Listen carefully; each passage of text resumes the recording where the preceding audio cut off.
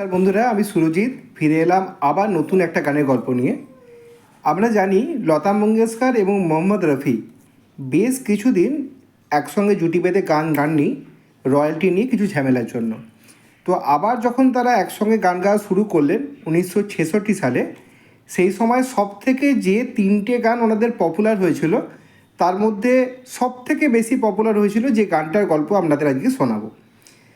গানটার পরিচালক হচ্ছেন বইটার সুবোধ মুখার্জি, সাগিত সিনেমাটার নাম, আর সঙ্গীতকার হচ্ছেন মজরুল সুলতানপুরি, আর সুরকার হচ্ছেন লক্ষ্মীকান্ত প্যারিলাল।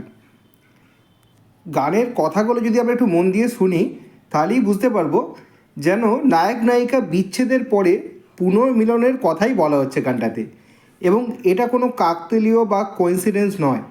পরিচালক সুবোধ মুখার্জি এবং মজরুল সুলতানপুরি এবং তার সঙ্গে লক্ষ্মীকান্ত প্যারিলাল নিজেদের মধ্যে জুটি বেঁধেই এটা ঠিক করেছিলেন এই মজাটা করার জন্য।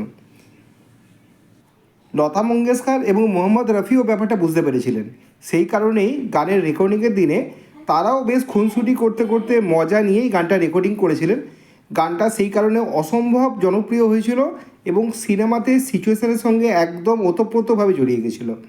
গানটা কি দু লাইন গেয়ে শোনাচ্ছি আপনাদের।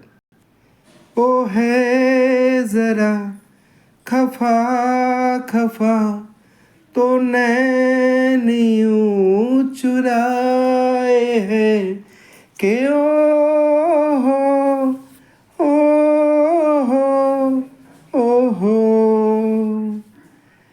ओ है ज़रा खफा खफा तो नैन यूं चुराए।